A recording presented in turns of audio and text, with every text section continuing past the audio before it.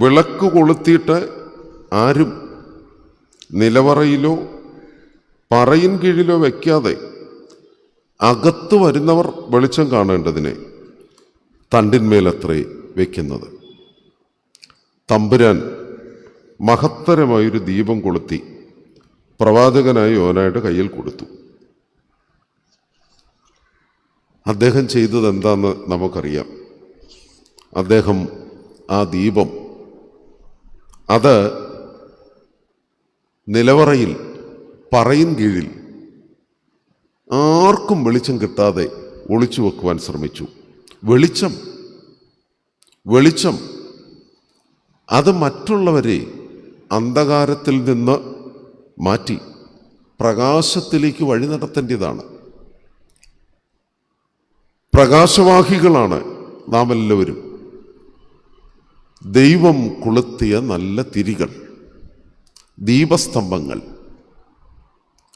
പക്ഷെ നമ്മൾ ഇന്ന് ചെയ്യുന്നത് പറയിൻ കീഴിൽ അല്ലെങ്കിൽ നിലവറയിൽ കൊണ്ട് വെളിച്ചം വെച്ചിരിക്കുകയാണ്. യോനായുടെ ജീവിതം മുഴുവൻ ഈ പുതിയ നിയമ വേദഭാഗത്തിൻ്റെ വ്യാഖ്യാനത്തിന് അനുയോജ്യമായ സാദൃശ്യങ്ങളാണ്. ഇങ്ങനെ ഒളിച്ചോടുന്ന ഒരു മനുഷ്യൻ, ഉത്തരവാദിത്വത്തിൽ നിന്ന് പിന്മാറുന്ന മനുഷ്യൻ ആരെയൊക്കെയോ ഭയപ്പെടുന്നു. വരാനിരിക്കുന്ന പ്രതിസന്ധികളെക്കുറിച്ച് സ്വന്തമായി ചില നിഗമനങ്ങൾ സ്വീകരിക്കുക. അദ്ദേഹത്തിൻ്റെ ഏറ്റവും വലിയൊരു പ്രശ്നമെന്ന് പറയുന്നത് അത് ഈ ബിഹേവിയറിസം പഠിച്ചാൽ അറിയാം. നമ്മൾ സാധാരണ പച്ച മലയാളത്തിൽ പറയുന്ന ഒരു വാക്കില്ലേ, പ്രത്യേകിച്ച് ഞങ്ങൾ വൈദികരെ പലപ്പോഴും ആവർത്തിക്കുന്ന ഒരു വാക്കാണ്, ഇവനൊന്നും ഗുണം വരികയില്ല, ഇവനൊന്നും ഗുണം വരികയില്ല എന്ന് പറഞ്ഞാൽ അതിൻ്റെ അർത്ഥം തന്നെ വെറുതെ ഞാൻ ഈ ഇടവകയിൽ കിടന്ന് കഷ്ടപ്പെടുന്നതാണ്, ഇവനൊന്നും ഗുണം വരികയില്ല. വീട്ടിൽ മാതാപിതാക്കൾ ചിലപ്പം കുഞ്ഞുങ്ങളെക്കുറിച്ചും ഇങ്ങനെ തന്നെ പറയും, വെറുതെ കഷ്ടപ്പെടാം, ഇതൊന്നും ശരിയാകാൻ പോകുന്നില്ല. ഇതൊരു വളരെ ഗുരുതരമായ തെറ്റാണ്, ഗുരുതരമായ വിലയിരുത്തലാണ്. സത്യത്തിൽ ദൈവീക പദ്ധതികളെ പറയിൻ കീഴിൽ വയ്ക്കുന്ന, നിലവറയിൽ ഒളിച്ചു വെക്കുന്ന ഒരു ഗുരുതരമായ തെറ്റാണിത്. യോനായുടെ ചിന്ത തന്നെ പിന്നെ സുഖിച്ചു പൊളച്ച് നിനിവ നഗരക്കാർ ആടിപ്പാടി ജീവിക്കുന്നവർ അവരുടെ അരികെ ചെന്ന് ചുമ്മാ മോറാനീശ്വസിയെ ചൊല്ലിയിട്ട് എന്നെ കാര്യം, ഒരു കാര്യമില്ല. വളരെ വളരെ ലളിതമാണ് അങ്ങേരുടെ ചിന്ത. എന്തിനാണ് വെറുതെ നിനിവയിലേക്ക് പോകുന്നത്? ഗുണം വരാൻ ഒരു സാധ്യതയില്ല. സഹോദരങ്ങളെ, വിളക്ക് കൊളുത്തിയിട്ട് ആരും പറയിൻ കീഴിലോ നിലവറയിലോ വയ്ക്കരുത്. അകത്തു വരുന്നവർക്ക് വെളിച്ചം കാണേണ്ടതിനെ തണ്ടിന്മേൽ വയ്ക്കണം. ഈ വേദഭാഗം ശ്രദ്ധിച്ചാൽ അറിയാം, 3 സുവിശേഷങ്ങളിലും ഈ വേദഭാഗം പറയുന്നുണ്ട്. വിശുദ്ധ മത്തായിയുടെ സുവിശേഷം 5-ാം അധ്യായം 14 മുതൽ 15 വരെയുള്ള വാക്യങ്ങൾ ഒന്നുകൂടെ ഞാൻ പറയാം. വിശുദ്ധ മത്തായിയുടെ സുവിശേഷം 5-ാം അധ്യായം 14 മുതൽ 15 വരെയുള്ള വാക്യങ്ങൾ. വിശുദ്ധ മർക്കോസിൻ്റെ സുവിശേഷം 4-ാം അധ്യായം 21 മുതൽ 25 വരെയുള്ള വാക്യങ്ങൾ. വിശുദ്ധ മർക്കോസിൻ്റെ സുവിശേഷം 4-ാം അധ്യായം 21 മുതൽ 25 വരെയുള്ള വാക്യങ്ങൾ. വിശുദ്ധ ലൂക്കോസിൻ്റെ സുവിശേഷത്തിൽ 2 പ്രാവശ്യം ഇത് പറയുന്നുണ്ട്. ഒന്ന് 8-ാം അധ്യായം 16 മുതൽ 18 വരെ.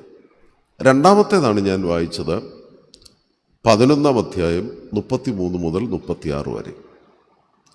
എന്തോ വലിയ പ്രാധാന്യം ഈ ഒരു സാദൃശ്യത്തിനുണ്ട്. അല്ലെങ്കിൽ 3 സുവിശേഷകരും, പ്രത്യേകിച്ച് ലൂക്കോസ് എവൻഗേലിയോസ് 2 പ്രാവശ്യം ഈ സാദൃശ്യം എടുത്തു പറയത്തില്ല. ഈ കാനോനികമല്ലാത്ത ചില രേഖകൾ അപ്പോസ്തോലിക കാലഘട്ടത്തിൽ തന്നെ പുതിയ നിയമത്തോടൊപ്പം നിലനിന്നിരുന്നുണ്ട്. കാനോനികമല്ല എന്ന് ഞാൻ പറയുന്നത് വേദപുസ്തകത്തിൽ ആ പുസ്തകങ്ങളൊന്നും ഉൾപ്പെടുത്തിയിട്ടില്ല.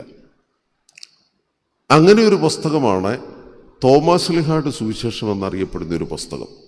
അത് ഒത്തിരി പഠന വിധേയമാക്കിയിട്ടുള്ള ഒരു പുസ്തകമാണ്. അതിനകത്തും യേശുക്രിസ്തുവിൻ്റെ ഉപദേശങ്ങളിൽ ഈ സാദൃശ്യം പറയുന്നുണ്ട്. ഏതാ സാദൃശ്യം?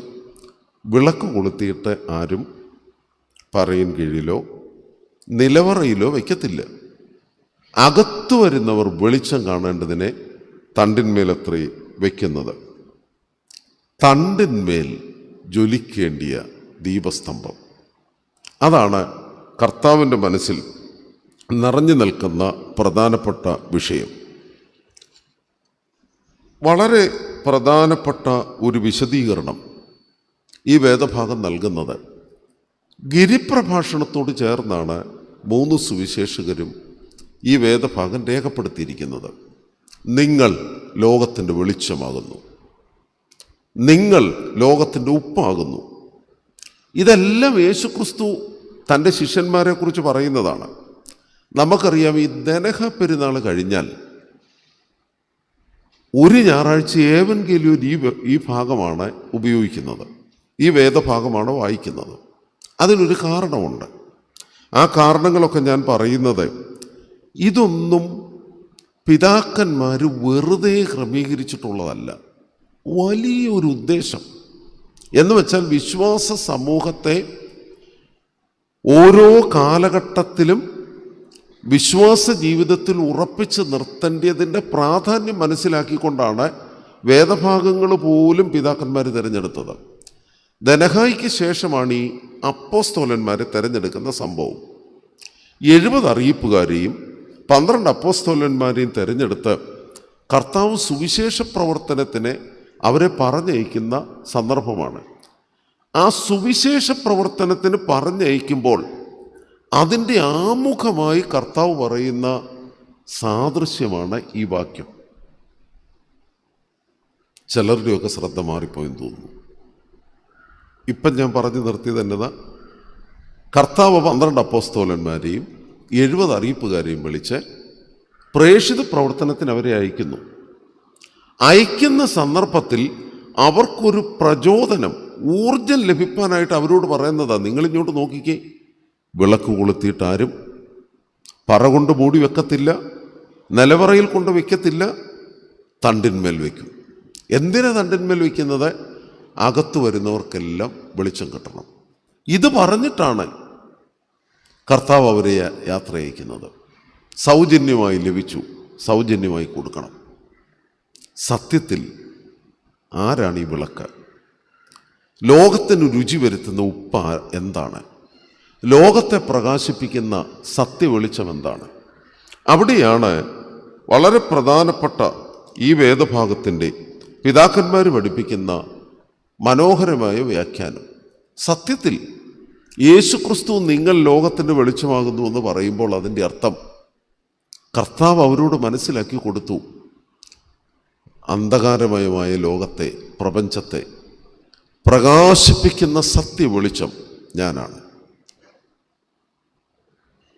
യഥാർത്ഥ ദീപം യേശുക്രിസ്തുവാണ്.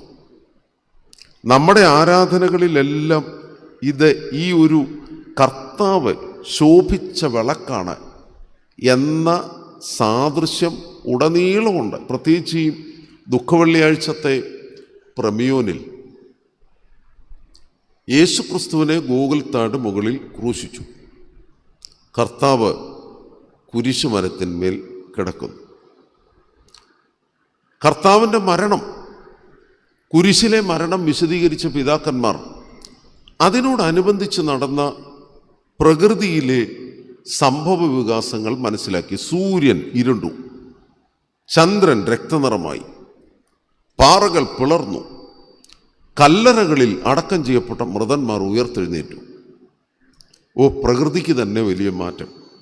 അതിനെക്കുറിച്ച് നമ്മുടെ പിതാക്കന്മാർ പറഞ്ഞത്, നീതിസൂര്യനായ യേശു ദൈവപുത്രൻ കുരിശന്മേൽ കിടന്ന് സൂര്യനെ നോക്കി, സൂര്യനെ ഊതിക്കെടുത്തി.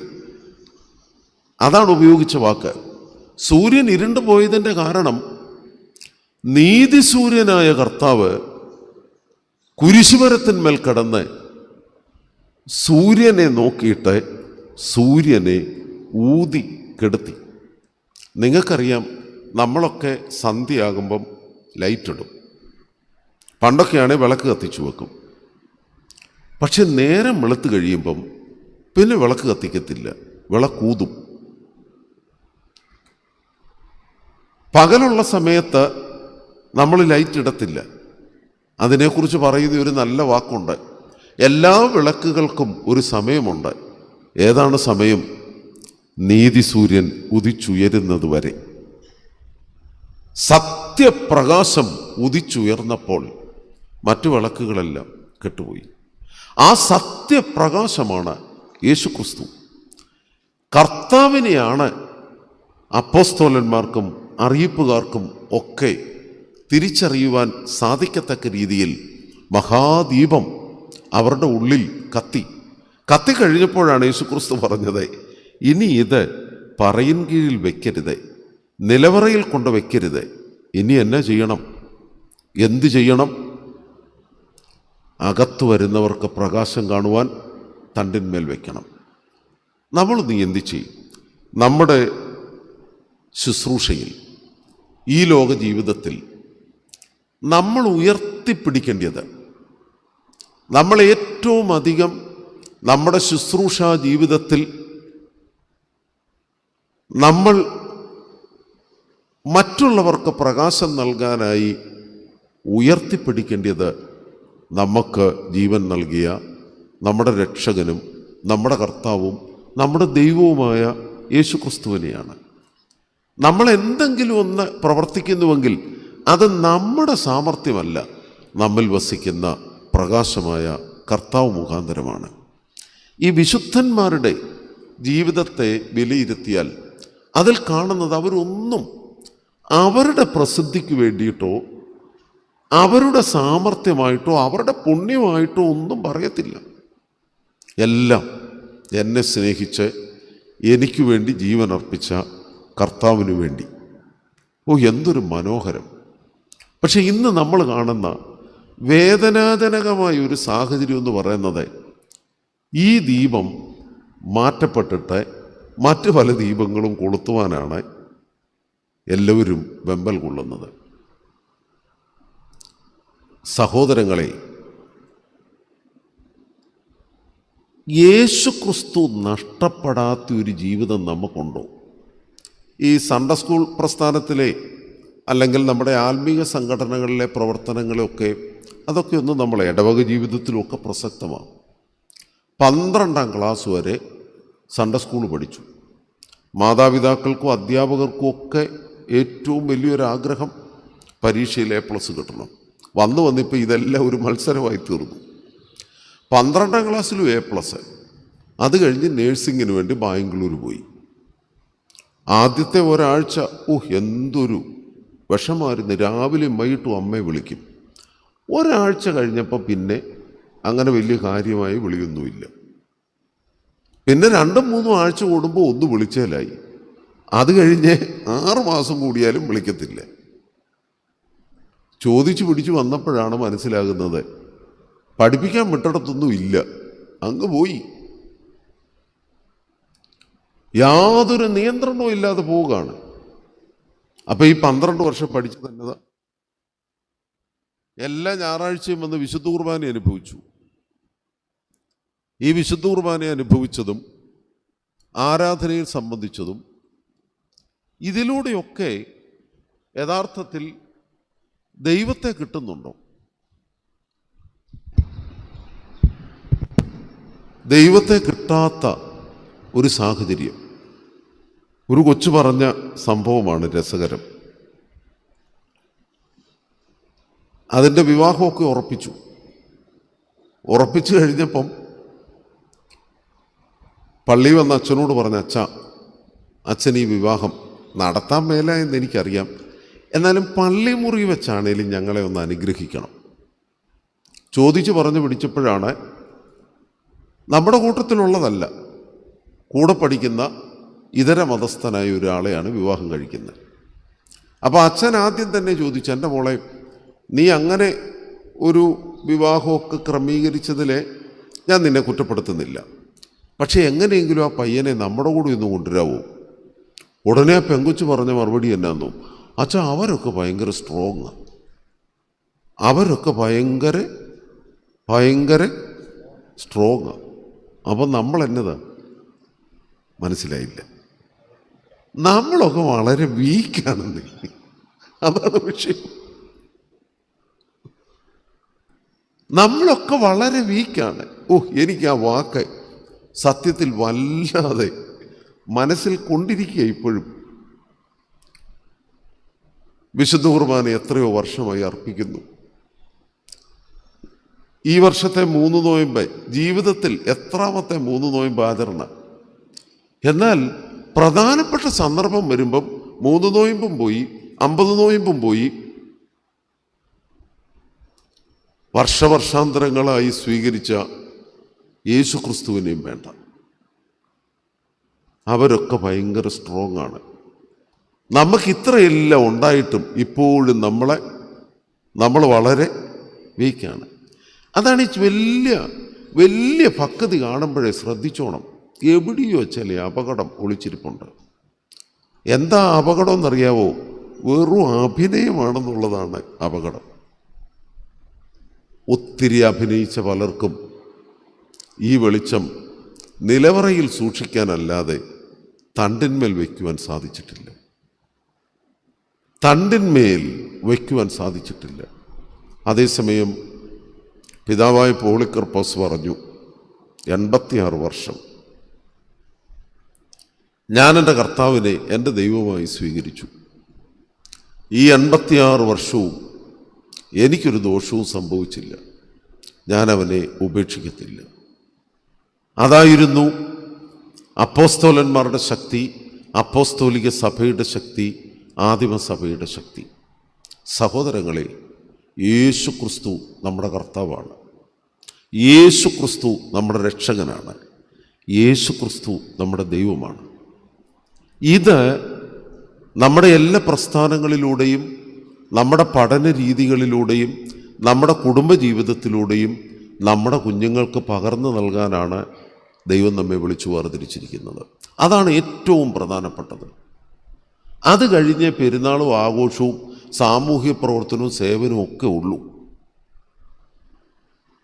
എല്ലാ സേവനത്തിൻ്റെയും ആതുര സേവന പ്രവർത്തനത്തിൻ്റെയും ഒക്കെ ലക്ഷ്യം കർത്താവാണ് ഈ ദീപം കൊളുത്തിയതെന്ന് ലോകത്തിന് മനസ്സിലാക്കുന്ന യേശു ക്രിസ്തുവിനെ ലോകത്തിന് നൽകുന്നത്. ഇതിൻ്റെയൊക്കെ കാരണം എന്താണെന്നോ? ഇന്ന് ഈ ചരിത്ര ലോകത്തിൻ്റെ വെളിച്ചത്തിൻ്റെ കാരണം കർത്താവാണ്. അതുകൊണ്ടാണ് സോരിലും സീധോനിലും അധിവസിച്ച, അന്ധകാരത്തിൽ വസിച്ച ജനം അവർ കണ്ടത് വലിയൊരു വെളിച്ചമാണ്. അതുകൊണ്ടാണ് മനുഷ്യാവതാരത്തെക്കുറിച്ച് പിതാക്കന്മാർക്ക് മനുഷ്യാവതാരത്തെക്കുറിച്ച് പറയാൻ എന്തൊരു മനോഹര വാക്ക്, 3 അക്ഷരമുള്ള ഒരു വാക്ക്, ദിനാഹ്, ഉദിച്ചു, അതേ പറയാനുള്ളൂ. അതുകൊണ്ടാണ് അവൻ ദനഹയാണ്, അവൻ ഉദയമാണ്, ശ്രേഷ്ഠമായ ഉദയം, അന്ധകാരത്തിൻ്റെ നടുവിലെ ജീവൻ്റെ വെളിച്ചം. ആ വെളിച്ചമാണ് നമുക്കും ലഭിച്ചിരിക്കുന്നത്. നന്നേ ചെറുപ്പത്തിൽ വിശുദ്ധ മാമുദീസ സ്വീകരിച്ചു. പിതാവിൻ്റെയും പുത്രൻ്റെയും പരിശുദ്ധാത്മാവിൻ്റെയും നാമത്തിൽ സ്വീകരിച്ച മാമുദീസ. ആ മാമുദീസയിലൂടെ ഈ വെളിച്ചം നമുക്ക് ലഭിച്ചു. നമ്മൾ ദൈവത്തിൻ്റെ മന്ദിരമായി, ദൈവത്തിൻ്റെ മക്കളായി, നിത്യജീവൻ്റെ അവകാശികളായി. നമ്മുടെ പ്രഥമവും പ്രധാനപ്പെട്ടതുമായ ചുമതല യേശു ക്രിസ്തുവിനെ, ആ പ്രകാശത്തെ ലോകത്തിന് നൽകുക. അതാണ് അപ്പോസ്തോലിക ഉത്തരവാദിത്തം, അതാണ് സഭയുടെ ഉത്തരവാദിത്തം, അതാണ് വ്യക്തിപരമായി നമ്മുടെ മാനസാന്തരത്തിൻ്റെയും നോയമ്പനുഷ്ഠാനത്തിൻ്റെയും എല്ലാം അടിസ്ഥാന ഘടകം. യഹോവയാം ദൈവം മോശയോട് പറഞ്ഞു, എനിക്ക് എൻ്റെ ജനത്തിൻ്റെ നടുവിൽ വസിക്കണം. ഇന്നലെ ബഹുമാനപ്പെട്ട മോൻ ജോസഫ് അച്ഛൻ മോശയുടെ ജീവിതത്തെ അടിസ്ഥാനമാക്കി നമ്മുടെ ആത്മീക ജീവിതത്തിൻ്റെ നിയോഗങ്ങളെക്കുറിച്ച് പറഞ്ഞല്ലോ. സത്യത്തിൽ എബ്രായ ചരിത്രത്തിൻ്റെ നെടുന്തൂണായ മോശയ്ക്ക് ഹേറോബ് പർവ്വതത്തിൽ വെച്ച് മഹത്തരമായ അഗ്നി പ്രത്യക്ഷപ്പെട്ടു. കത്തിക്കൊണ്ടിരിക്കുന്നു, പക്ഷേ വെന്തുപോകുന്നില്ല. അതാണ് ഈ ദൈവീക അഗ്നിയും നുഹറോ ദാലോഹോ എന്ന് പിതാക്കന്മാർ പറയും. ദൈവീക വെളിച്ചം, ദൈവീക തീയും മാനുഷിക തീയും തമ്മിലുള്ള വ്യത്യാസം. മാനുഷികമായ അഗ്നിയുടെ പ്രത്യേകത എന്നാ? സർവ്വതിനെ നശിപ്പിക്കും, സർവ്വതിനെ നശിപ്പിക്കും. അഗ്നിയുടെ ഫലം ചാരമാണ്. എന്നാൽ ദൈവീക അഗ്നിയുടെ ഫലം എന്നാ? അതൊരിക്കലും ചാരമാകത്തില്ല. കത്തിക്കൊണ്ടിരിക്കും, പക്ഷെ വെണ്ണീറാകത്തില്ല. എന്തൊരു പ്രകാശം! അതിങ്ങനെ ജ്വലിച്ച നിത്യതയിൽ ഏറ്റവും അധികം പ്രപഞ്ചത്തിന് മുഴുവൻ പ്രകാശം നൽകുക. ആ തീ കണ്ടതുകൊണ്ടാണ് 120 വയസ്സുണ്ടായിട്ടും കണ്ണ് മങ്ങിയില്ല, ദേഹബലം ക്ഷയിച്ചില്ല. എന്നാ കാരണമെന്നറിയാവോ? കാണേണ്ടത് കണ്ടു. നമ്മുടെ തിരുമേനിയുടെ ഓർമ്മ, നമ്മളിനി 57ാമത്തെ ഓർമ്മയിലേക്ക് വരിക. ഒന്നോർത്ത് നോക്കിക്കേ, ആ ഓർമ്മ, ആ ജ്വലനം അവസാനിക്കത്തില്ല. എന്താണെന്നോ കാരണം? ഈ വെളിച്ചം കണ്ണുകൊണ്ട് കണ്ടാൽ പിന്നെ ആ കണ്ണ് മങ്ങുകയില്ല. ഞാനാകുന്നവൻ ഞാനാകുന്നു. ഞാൻ അബ്രഹാമിൻ്റെയും ഇസഹാക്കിൻ്റെയും യാക്കോബിൻ്റെയും ദൈവം. മുൾപ്പടർപ്പിൽ നിന്ന് ജലിച്ച അഗ്നിസ്ഫുലിംഗം അത് കെട്ടുപോകുമോ? കെട്ടുപോകത്തില്ല. ഒരു ശക്തിക്കും അതിനെ കെടുത്തുവാൻ സാധിക്കത്തില്ല. ഫറവോന്റെ കഠിന ഹൃദയം, ചെങ്കടലിലെ വെള്ളം, 40 സംവത്സരം മരുഭൂമിയിലെ അത്യുഷ്ണം, ഒന്നിനും കെടുത്താൻ സാധിച്ചില്ല. അവിടെ മനോഹരമായ പുറപ്പാട് പുസ്തകം 20, 24, 27, 28 അധ്യായങ്ങളിലെല്ലാം വിവരിക്കുന്ന ഈ സമാഗമന കൂടാര ക്രമീകരണം, അതിൻ്റെ പണിയെക്കുറിച്ചുള്ള വിശദീകരണത്തിൽ ദൈവം മോശയ്ക്ക് പ്രത്യക്ഷനായിട്ട് മോശയോട് പറഞ്ഞു, എനിക്ക് എൻ്റെ ജനത്തിൻ്റെ നടുവിൽ വസിക്കണം. അപ്പം ജനം മരുഭൂമിയിലൂടെ യാത്ര ചെയ്യുക. മോശ അവരെ നയിക്കുന്നുണ്ട്.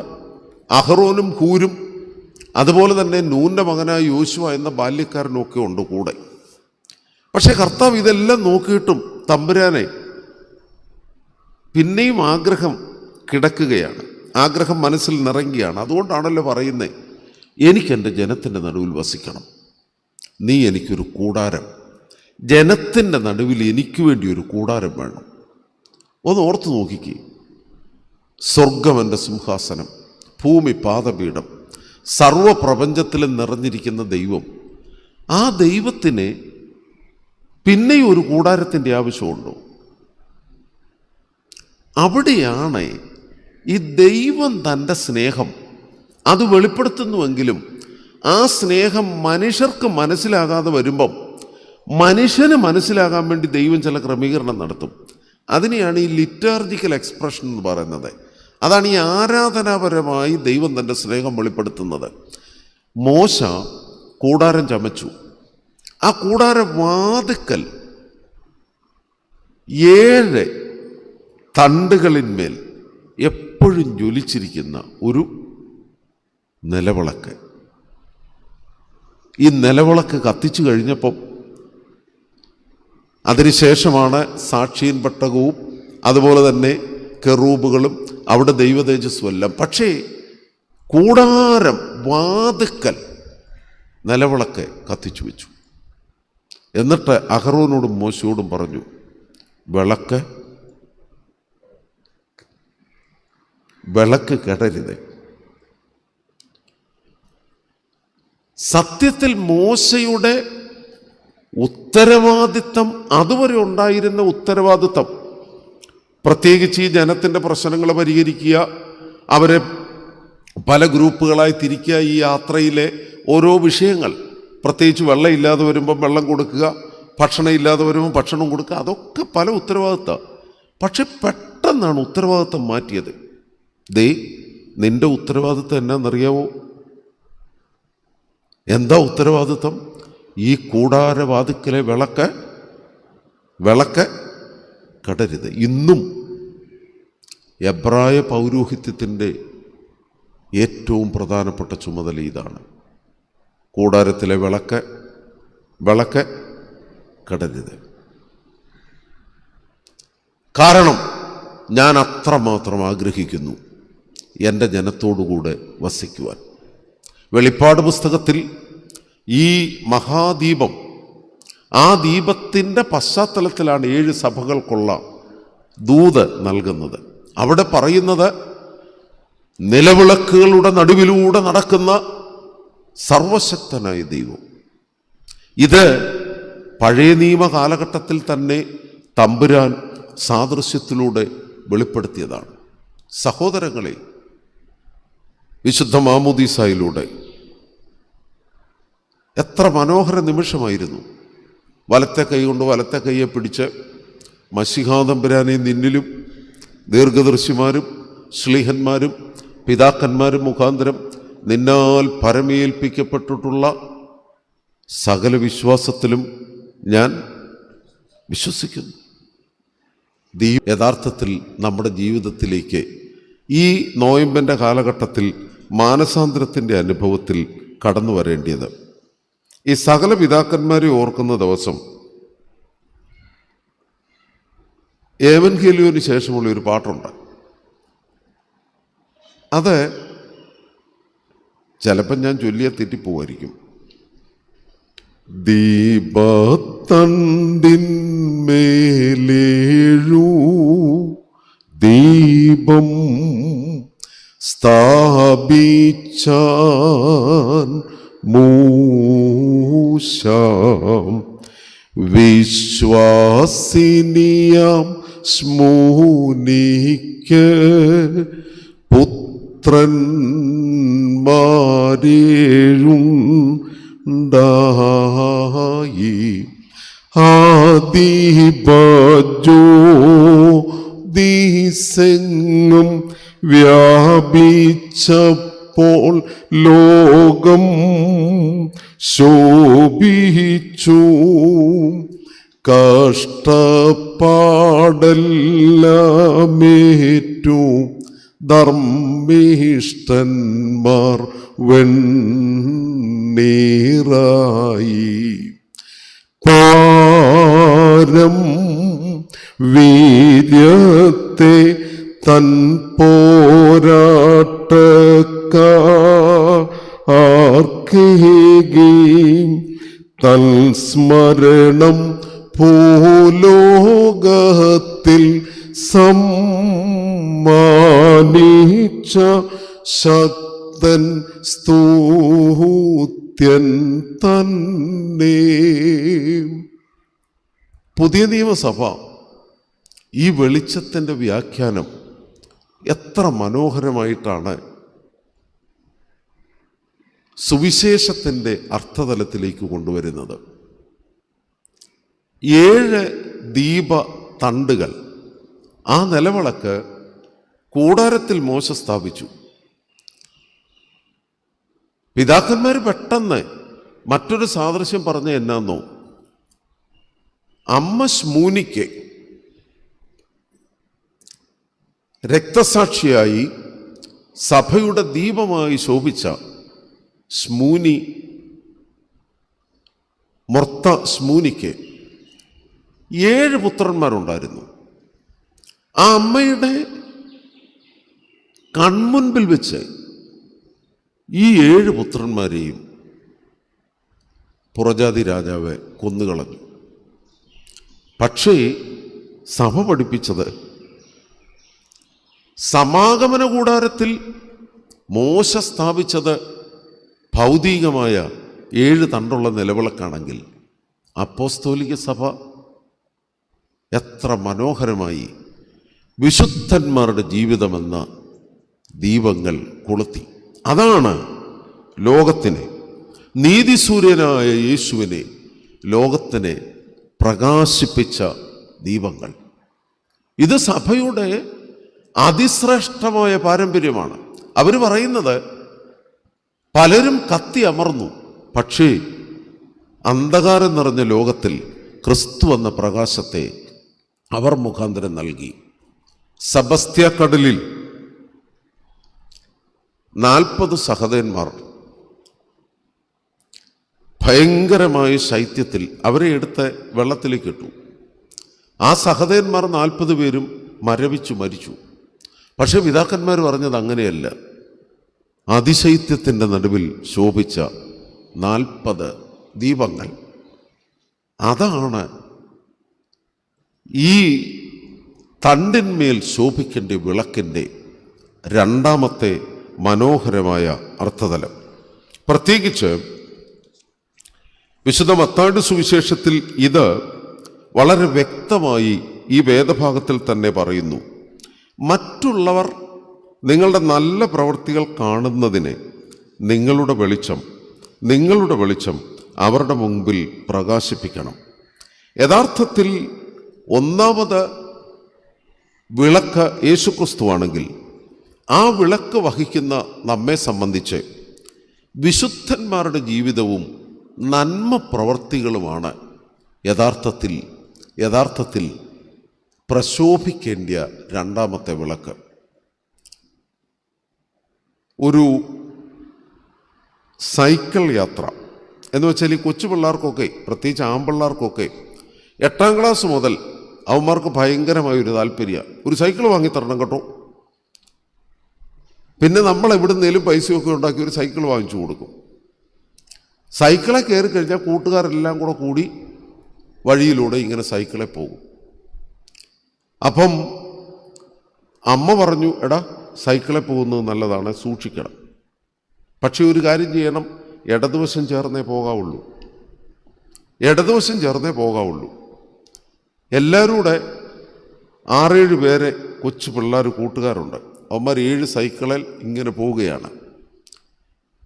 അങ്ങോട്ടും ഇങ്ങോട്ടും മാറി ഇടത്തുനിന്ന് വലത്തോട്ടും ഇടത്തോട്ടും എല്ലാം പോകും. അപ്പം അതിലൊരു പയ്യൻ പറഞ്ഞു, എടാ അമ്മ പറഞ്ഞിട്ടുണ്ട് ഇടതുവശത്തൂടെ പോകാവുള്ളൂ. പക്ഷേ എല്ലാവരുടെയും അവനെ കളിയാക്കി. 6 പേരെ വലതുവശത്തൂടെയും ഈ പാവം പയ്യൻ ഇടതുവശത്തൂടെയും. അവൻ ഇടതുവശത്തൂടെ സൈക്കിള് ചവിട്ടി സാവധാനം പോവുകയാണ്. പെട്ടെന്നൊരു വണ്ടി എതിരെ വന്നപ്പം തെറ്റായ ദിശയിൽ 6 പേര് നിൽക്കുന്നു, ശരിയായ ദിശയിൽ ഒരാൾ നിൽക്കുന്നു. നിർഭാഗ്യമെന്ന് പറയട്ടെ, വണ്ടി ഇടിച്ചത്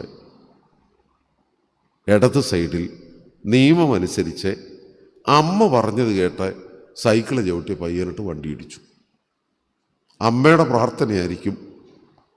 ഗുരുതരമായ അപകടം പറ്റിയിട്ടും കൊച്ച് രക്ഷപ്പെട്ടു.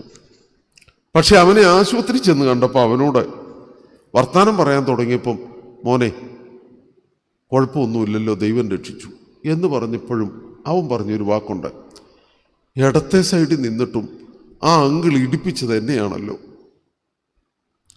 എന്നാ പറഞ്ഞേ? ഇടത്തെ സൈഡിൽ നിന്നിട്ടും ആ അങ്കിൾ ഇടിപ്പിച്ചത് എന്നെയാണല്ലോ. അവൻ പറഞ്ഞത് ആ വണ്ടിയുടെ ഡ്രൈവറെ കുറിച്ചാണ്. ആ ഡ്രൈവറോട് ചോദിച്ചു, എന്തിനാണ് അങ്ങേര് ഇങ്ങനെ വണ്ടി ഓടിച്ചുകൊണ്ട് വന്നപ്പം ഈ ഇടത്തെ സൈഡിലുള്ള ഒരു പയ്യനിട്ട് അദ്ദേഹത്തെ മുട്ടിയത് എന്തുകൊണ്ടാണ്? അപ്പോൾ ആ ഡ്രൈവർ പറഞ്ഞൊരു വാചകം, എൻ്റെ അച്ഛ, സത്യത്തിൽ വലതുവശത്തുള്ളവർക്കിട്ടായിരുന്നു വണ്ടി ഇടിക്കേണ്ടത്. പക്ഷെ 6 പേരുണ്ട്. 6 പേരെ ഇടിക്കുന്നതാണോ ഇടത്തോട്ട് വെട്ടിക്കുന്നതാണോ? പെട്ടെന്ന് എൻ്റെ മനസ്സിൽ തോന്നും ഇടത്തോട്ട് വെട്ടിക്കാൻ. അതുകൊണ്ടാണ് ഈ കൊച്ചിനിട്ടിടി വണ്ടി ഇടിച്ചത്. മനസ്സിലായോ എന്നെനിക്കറിയത്തില്ല. ഇന്നത്തെ ഒരു വലിയ പ്രശ്നം ഇതാ. ഈ ഭൂരിപക്ഷം തെറ്റ് ചെയ്താലും തെറ്റ് ചെയ്യാത്ത ഒന്നിനിട്ടായിരിക്കും ഇടികൊള്ളുന്നത്. എന്നാ ഈ പാച്ചൻ പറഞ്ഞത്? തെറ്റ് ചെയ്യാത്ത ഒന്നിനിട്ടായിരിക്കും ഇടികൊള്ളുന്നത്. നമുക്കിത് എങ്ങനെ ഇത് ശരിയാണ് എന്ന് പറയാൻ എൻ്റെ ബുദ്ധിയിൽ ഒന്നുമില്ല, ഒരു യുക്തിയില്ല. കാരണം ഇന്നത്തെ ലോകം അങ്ങനെയായി. അങ്ങനെയായി. ഇന്ന് ഭൂരിപക്ഷം നീതിക്ക് വിരുദ്ധമായി നിലനിൽക്കുക. അല്പമൊക്കെ സ്വസ്ഥതയോടും മര്യാദയോടും നിയമമനുസരിച്ചും അരുതാത്തത് പ്രവർത്തിക്കാതെ ഇരിക്കുന്നവനെ അടിക്കടി ഇടി കൊള്ളുകയാണ്. പക്ഷെ പ്രയാസപ്പെടേണ്ട കേട്ടോ, അതാണ് വിശുദ്ധ ജീവിതം. അതാണ് വിശുദ്ധ ജീവിതം. നമ്മുടെ തിരുമേനിയെക്കായാലും അധികം മറ്റുദാഹരണങ്ങളിലേക്ക് നമ്മൾ കടക്കണ്ടല്ലോ. എന്തെല്ലാം പ്രശ്നങ്ങളും പ്രയാസങ്ങളും വന്നു. ഈ ലോകം എപ്പോഴും നീതിപൂർവമാണ് പോകുന്നതെന്ന് നമ്മൾ വിചാരിക്കുന്നെങ്കിൽ മണ്ടത്തരമാണ്. അതിലൊത്തിരി അപകട സാധ്യതകളും ഭൂരിപക്ഷത്തിൻ്റെ ചിന്തയൊക്കെ ഉണ്ട് കേട്ടോ. എന്നാൽ ഒറ്റപ്പെട്ട വഴിയെ വിശുദ്ധ ജീവിതം നയിച്ചാൽ ഈ ലോകത്തിൽ കഷ്ടതകൾ വരും. എന്നാൽ ആ കഷ്ടത മഹത്തരമായ പ്രകാശത്തിൻ്റെ പാതയായിരിക്കും. നിങ്ങളൊന്ന് ഓർത്ത് നോക്കിക്കേ, എൻ്റെ യോന, നീ ഇങ്ങനെ തുടങ്ങരുത്.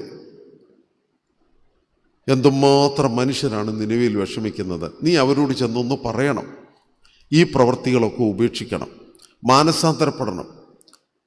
യഹോവ ഭരമേൽപ്പിച്ചിട്ടും യോന പോകത്തില്ല. കാരണം യോനായിക്കറിയാം ഒറ്റപ്പെട്ട ജീവിതം, ഒറ്റപ്പെട്ട വിശുദ്ധ ജീവിതം എവിടെ ചെന്ന് ചാടിക്കും? അപകടത്തിൽ ചാടിക്കും. അതുകൊണ്ടാണ് അങ്ങേര് മാറിപ്പോയത്. വലിയ അപകടമാണത്. മാറരുതേ. മാർത്തോമാ ശ്ലീഹ രക്തസാക്ഷിയായതും അപ്പോസ്തലന്മാർ രക്തസാക്ഷിയായതും ഭൂരിപക്ഷം കാണിക്കുന്ന വിവരക്കേടിനെ അനുകൂലിച്ചതുകൊണ്ടല്ല, മറിച്ച് ന്യൂനപക്ഷമാണെങ്കിലും ഇതാണ് സത്യം എന്ന് ബോധ്യമുള്ളതുകൊണ്ട് ബഹുഭൂരിപക്ഷം വിളിച്ചു പറഞ്ഞു, ബറബാസിനെ വിട്ടുതരിക, യേശുവിനെ ക്രൂശിക്കുക. അതല്ലായിരുന്നു സത്യം. അതേസമയം പൊന്തിയോസ് പീലാത്തോസിൻ്റെ ഭാര്യയും ശതാധിപനും വലത്തുഭാഗത്തെ കള്ളനും വളരെ പരിമിതമായ ആളുകൾ മാത്രമേ ഇവൻ സത്യമായും ദൈവത്തിൻ്റെ പുത്രനാണെന്ന് വിളിച്ചു പറഞ്ഞുള്ളൂ. പക്ഷെ ആ വെളിച്ചം ഇന്നും കെട്ടിട്ടില്ല. ആ വെളിച്ചം ഇന്നും തണ്ടിന്മേൽ ശോഭിക്കുകയാണ്. അതുകൊണ്ട് സഹോദരങ്ങളെ, ഇന്നത്തെ ജീവിത സാഹചര്യങ്ങളിൽ ഒട്ടും ഞാനും നിങ്ങളും അധൈര്യപ്പെടുകയോ ഞാനും നിങ്ങളും ആ ജീവിതത്തിൻ്റെ ക്രമീകരണങ്ങളിൽ നിന്ന് ഭയപ്പെട്ട് മാറുകയോ ചെയ്യേണ്ട. ദുരിതങ്ങൾ വരും, പ്രയാസങ്ങൾ വരും.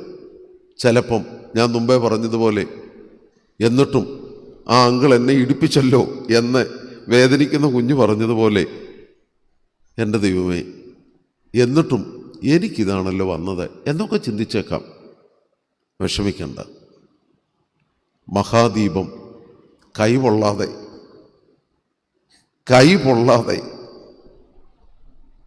ദൈവീകമായ അഗ്നി വഹിക്കുവാൻ ദൈവം നമ്മെ ഏൽപ്പിച്ചിരിക്കുകയാണ്.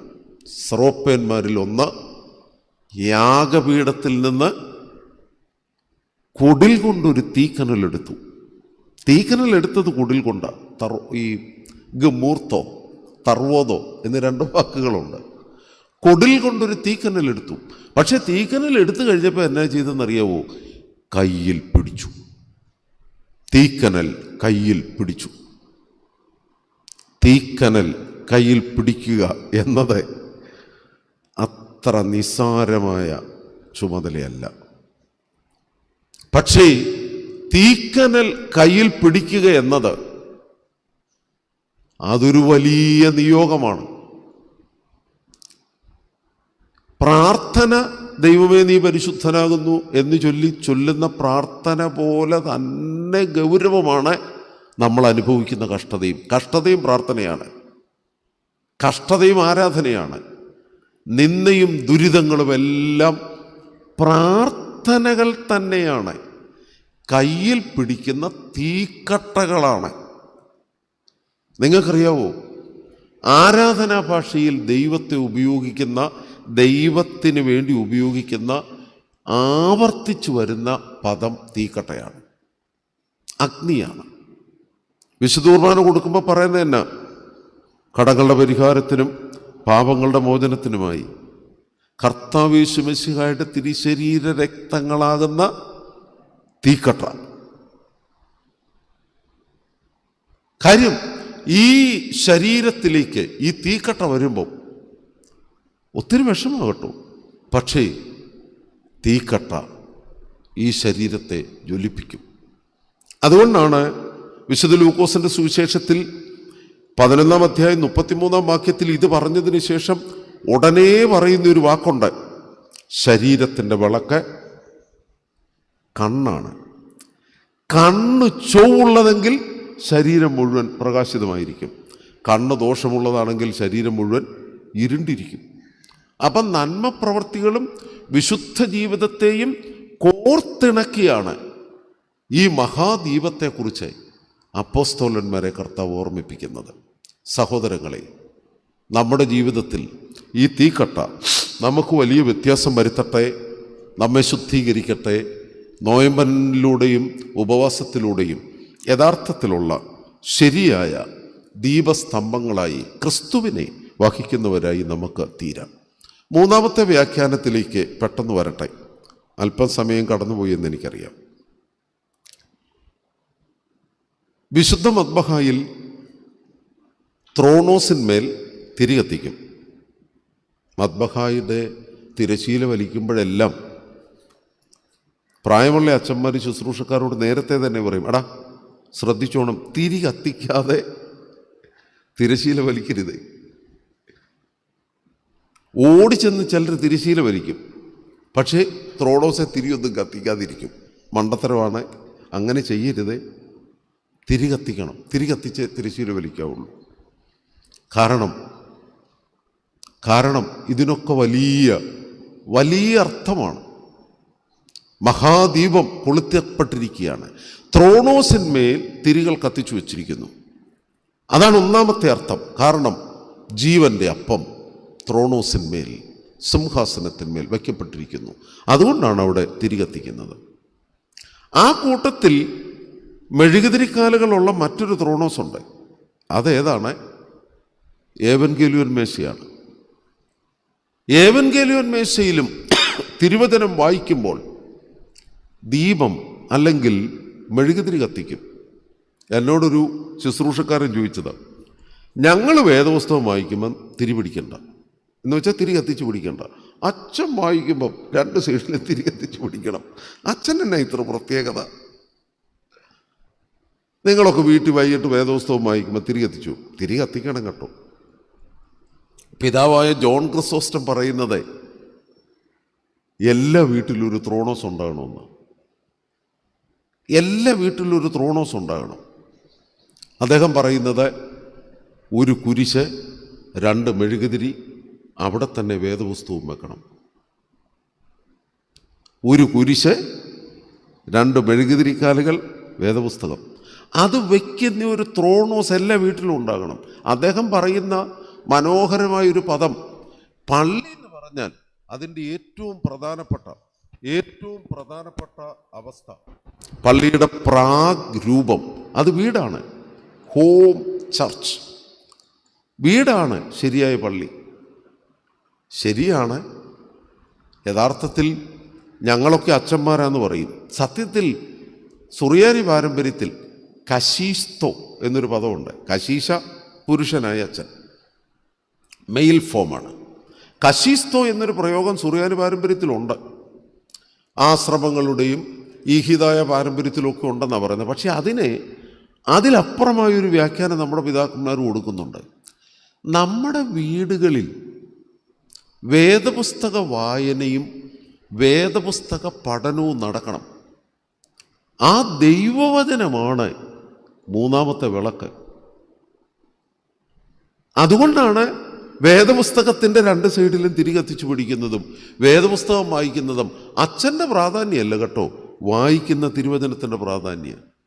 പിതാവായ ജോൺ ക്രിസോസ്റ്റം പറയുന്നത് വീട് പള്ളിയാണ്, വീട്ടിലെ അപ്പച്ചൻ അവിടുത്തെ തിരുമേനിയാണ്. വീട്ടിലെ അപ്പച്ചനാണ് ബിഷപ്പ്. അതൊരു അപ്പോസ്തോലിക പാരമ്പര്യമാണ്.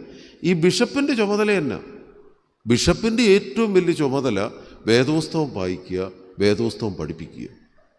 ഇതിൽ കൂടുതൽ ഒന്നും ചെയ്യണ്ട. അതുകൊണ്ടാണ് ഈ പൗലോസ്ലീഹ കൊരിന്ത്യലേഖനത്തിൽ പറയുന്നുണ്ടല്ലോ, സ്ത്രീ സഭയിൽ മിണ്ടാതിരിക്കട്ടെ. അവക്കെന്തേലും സംശയം ഉണ്ടെങ്കിൽ വീട്ടിൽ ചെന്ന് ആരോട് ചോദിക്കാനാ? ഇപ്പോഴത്തെ സമാജ പ്രവർത്തകരൊന്നും ചുമ്മാ പൗലോസ്ലീഹ അങ്ങനെ അതും ഇതുമൊക്കെ പറയും. അങ്ങനെയൊന്നുമല്ല, ഞങ്ങൾ സഭയിൽ ഒച്ചുവെക്കും. സത്യത്തിൽ സ്ത്രീകളെ ഇകഴ്ത്തി പറഞ്ഞതല്ല, അതായിരുന്നു അപ്പോസ്തോലിക പാരമ്പര്യം. വീട്ടിലാണ് ദൈവവചന പഠനം നടക്കുന്നത്. ആ ദൈവവചന പഠനത്തിന് നേതൃത്വം നൽകുന്നത് വീട്ടിലെ തിരുമേനിയായ ഭർത്താവാണ്. അതുകൊണ്ട് ആ അപ്പോസ്തോലിക പാരമ്പര്യത്തിലാണ് പറഞ്ഞത്, എന്തെങ്കിലും സംശയമുണ്ട് ആദ്യം ചോദിക്കേണ്ടത് ആരോടാ? ഭർത്താവിനോട്. അല്ലാതെ സ്ത്രീ സഭയിൽ ഒന്നും ചെയ്യരുതെന്നും പറഞ്ഞ് സ്ത്രീയെ മാറ്റി നിർത്തി പറഞ്ഞതേ അല്ല. നമുക്ക് ഈ കോണ്ടെക്സ്റ്റ് അറിയാതെ, സന്ദർഭം അറിയാതെ വ്യാഖ്യാനിക്കുന്നത് കൊണ്ടാണ് വേദപുസ്തകത്തിലെ പലതും നമുക്ക് തെറ്റിപ്പോകുന്നത്. അതുപോലെ തന്നെ പിതാവായ ജോൺ ക്രിസോസ്റ്റം പറയുന്നത്, അമ്മയാണ് ശരിയായ പുരോഹിതൻ. നമ്മുടെ വീട്ടിലെ അമ്മ, നിങ്ങളൊക്കെയാണ് സത്യത്തിൽ അച്ഛൻ. അപ്പം നിങ്ങൾ പറയൂ, അമ്മ എന്നതാ ഈ അച്ഛൻ്റെ കാര്യം വല്ലതും അമ്മ ചെയ്യുന്നുണ്ടോ? അമ്മയാണ് സത്യത്തിൽ ഈ കൂദാശകളെല്ലാം തുടക്കമിട്ടത് അമ്മയാണ്. കൊച്ചു കുഞ്ഞിനെ കുളിപ്പിക്കുമ്പം അല്ലേ, ബക്കറ്റ് വെള്ളം എടുക്കും, എന്നിട്ട് അമ്മ വെള്ളത്തിനകത്ത് കൈയിട്ട് നോക്കും. എന്തിനാ അമ്മ വെള്ളത്തിൽ കൈയിട്ട് നോക്കുന്നേ? ചൂടെന്ന വാക്കിനേക്കായി നല്ല എന്നാന്നോ, പാകമാണോ എന്നതാ. പുരോഹിതൻ ആരാ? ഈ പ്രപഞ്ചത്തിലെ വസ്തുവകകളെ രക്ഷയ്ക്ക് വേണ്ടി പരുവപ്പെടുത്തുന്നവന്. പരുവമാണെങ്കിൽ ചിലർ പറയുന്ന നല്ലൊരു വ്യാഖ്യാനമാണെന്നോ, ഈ ചൂട് എനിക്ക് സഹിക്കാമെങ്കിൽ ഈ ചൂടുവെള്ളം എൻ്റെ കൊച്ചിനെ പരുവമായിരിക്കും. അമ്മയാണ് അച്ഛൻ, അമ്മയാണ് പുരോഹിതൻ. അതിലൊന്നാമത് പ്രത്യേകിച്ച് യേശുക്രിസ്തു യോർദാൻ നദിയിലേക്ക് ഇറങ്ങിയപ്പം സെറൂഗിലെ യാക്കോബൊക്കെ, പിതാവായ യാക്കോബൊക്കെ എത്ര മനോഹരമായിട്ടാണ് വിവരിക്കുന്നത്. യേശുക്രിസ്തു യോർദാൻ നദിയിൽ ഇറങ്ങിയപ്പം യോഹന്നാന് മനസ്സിലായത് വെള്ളത്തിൻ്റെ പ്രകൃതം മാറുന്നു. അതുവരെ തണുത്തിരുന്ന വെള്ളത്തിന് ഈ ചൂട് പിടിക്കുന്നു. അപ്പോൾ യോഹന്നാന് മനസ്സിലായി ആരോ പ്രധാനപ്പെട്ടയാൾ വെള്ളത്തിൽ വന്നു. അതുകൊണ്ടാണ് വെള്ളം വാഴുവിൻ്റെ ശുശ്രൂഷയ്ക്ക് മശിഹായുടെ പരിമളവാസനയും കർത്താവായ വിശുദ്ധ മൂറോൻ കയ്യിൽ പിടിച്ചുകൊണ്ട് പുരോഹിതൻ യോർദാൻ്റെ വാതിക്കൽ കർത്താവ് വന്ന് നിൽക്കുക. സാവോക്ക് മായോ ദാലോഹോ, സാവോക്ക് മായോ ദാലോഹോ വധ ദേഹൽസോ. ദൈവമേ, വെള്ളം നിന്നെ കണ്ടു, വെള്ളം നിന്നെ കണ്ട് ഭയപ്പെട്ടു. അവിടെയെല്ലാം പ്രതിവാക്യം ആമീനും ബാറയ്ക്കുമോറും ഒന്നും അല്ല. പ്രതിവാക്യം ഹല്ലേലൂയ, പ്രതിവാക്യം ദൈവമേ നിനക്ക് സ്തുതി. സത്യത്തിൽ യോഹന്നാൻ പുരോഹിതനാണെന്ന് പിതാക്കന്മാർ പറഞ്ഞത് ഈ വെള്ളത്തെ പരുവപ്പെടുത്തി. അമ്മയാണ് എല്ലാം പരുവപ്പെടുത്തുന്നത് അല്ലേ? വെള്ളം തിളച്ച് കഴിയുമ്പം, അരിയിടുമ്പം, നിങ്ങളോർക്കും ഈ റുഷ്മൊക്കെ വരയ്ക്കുന്നത് അച്ഛൻ മാത്രമാണ്. അരിയിടുമ്പം ഇപ്പോഴത്തെ അമ്മ എങ്ങനെ ഇടുന്നെന്ന് പോലും അറിയത്തില്ല. പഴയ അമ്മ, എൻ്റെ ദൈവമേ 8 പേർക്ക് കഴിക്കണം, ആകപ്പാടെ ഇച്ചിരി അരിയുള്ളൂ. പക്ഷെ അമ്മ എന്നെടുക്കും? പിതാവിൻ്റെയും പുത്രൻ്റെയും പരിശുദ്ധാത്മാവിൻ്റെയും നാമത്തിൽ അരിയുടെ മേൽ കുരിശു വരയ്ക്കും. അമ്മയല്ലേ അച്ഛൻ? അമ്മയാണ് പുരോഹിതൻ. എൽദോ പെരുന്നാളിന് വന്നാൽ അമ്മ ഒരു കൊച്ചു പാത്രത്തിനകത്തോ പേപ്പറിനകത്തോ ആ ചാരം മാരിക്കൊണ്ട് പോകും. എന്തിനാ? ഇതുങ്ങളെല്ലാം ചോറിയും ചരങ്ങും ഒക്കെ ആയിട്ടിരിക്കുക. അതുങ്ങളെല്ലാം കുളിപ്പിച്ച് കഴിഞ്ഞ് ഭയങ്കര പ്രാർത്ഥനയൊക്കെ നടത്തി റുഷ്മ ചെയ്ത് അതുങ്ങളുടെ ദേഹത്ത് ചാരം പൂശുക. ഇതിലധികം കൗദാശിക അഭിഷേകമുണ്ടോ? എന്തെന്ത് സന്ദർഭങ്ങൾ സഹോദരങ്ങളെ! ദൈവവചനവും ആരാധനാ ജീവിതവുമാണ് മനോഹരമായ വിളക്ക്. അത് പറയിൻ കീഴിൽ വയ്ക്കാനുള്ളതല്ല, അത് അകത്തു വരുന്നവർക്ക് വെളിച്ചം കാണേണ്ടതിന് തണ്ടിന്മേൽ വെക്കണം. അതുകൊണ്ടാണ് പഴയ നസ്രാണി അമ്മ സന്ധ്യയാകുമ്പോൾ കുളിച്ച് നല്ല വൃത്തിയായി വിളക്ക് കൊളുത്തും. അമ്മ കൊളുത്തിയ വിളക്ക്, അതാണ് യഥാർത്ഥത്തിൽ ആധ്യാത്മിക ജീവിതത്തിൻ്റെ പ്രകാശം. അപ്പോസ്തലന്മാരെ തിരഞ്ഞെടുത്ത സുവിശേഷത്തിനു വേണ്ടി പ്രേക്ഷിത പ്രവർത്തനത്തിന് വേണ്ടി അവരെ പറഞ്ഞയക്കുക. എന്നിട്ട് പറഞ്ഞു, വിളക്ക് കെടരുതേ, പറയിൻ കീഴിൽ വെക്കരുതേ, തണ്ടിന്മേൽ വെക്കണം. ഞാൻ അവസാനിപ്പിക്കട്ടെ. ഈ നിലവിളക്ക് കത്തി നിൽക്കുമ്പം നിങ്ങൾ ശ്രദ്ധിച്ചിട്ടുണ്ടോ? ചില ഈയാമ്പാറ്റയും എല്ലാം കൂടി അങ്ങോട്ട് വരും. അത് ചില ദിവസമേ ഉള്ളൂ.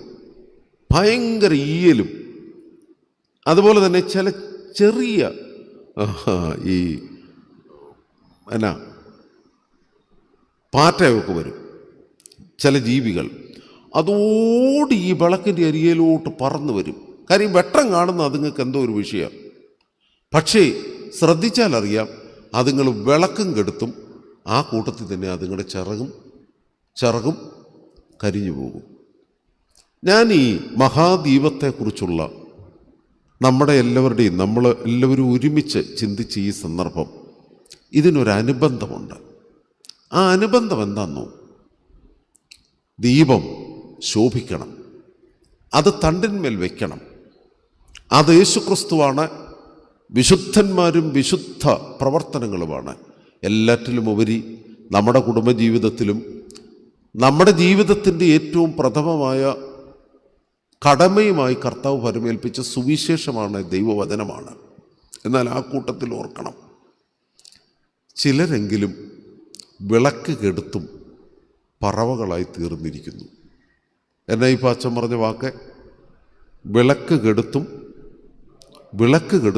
പറവകൾ. സ്വയം ചാകും, കത്തിക്കൊണ്ടിരിക്കുന്നത് കെടുത്തുകയും ചെയ്യും. അങ്ങനെ ചിലതുണ്ട്. അവർ ജനിച്ചു വീഴുന്നത് തന്നെ വിമതരായിട്ടാണ്. ഒന്നിനോടും ചേരത്തില്ല. മനസ്സ് മുഴുവൻ അസൂയയും പിണക്കവും വൈരാഗ്യവും, ഒന്നിനെ ഉൾക്കൊള്ളത്തില്ല. കോൾ എ സ്പെയ്ഡ് എന്ന് പറയും. എന്ന് വെച്ചാൽ എന്നെ തൂബ എന്ന് വിളിക്കണം. പക്ഷെ വിഷമം വിളിക്കത്തില്ല. സഹോദരങ്ങളെ, വിളക്ക് കെടുത്തും പറവകളാകരുത്. അത് നമ്മൾ പ്രവർത്തിക്കുന്ന എല്ലാ മേഖലകളിലും ശ്രദ്ധിക്കണം. പിശാചിൻ്റെ ഏറ്റവും വലിയ ഉദ്ദേശം ഇവനും ചാകണം, ഈ വിളക്കും കെടണം എന്നുള്ളതാണ്. ഇവനും ചാകണം, ഈ വിളക്കും കെടണം. അതിനാണ് പിശാച് ശ്രമിക്കുന്നത്. അതുകൊണ്ടാണ് നമ്മളെ ഇങ്ങനെ വിളക്കിനരികത്തേക്ക് ചെന്ന് സ്വയം ആത്മഹത്യയ്ക്ക് പ്രേരിപ്പിക്കുന്നത്. ദൈവം നമ്മളെ അനുഗ്രഹിക്കട്ടെ.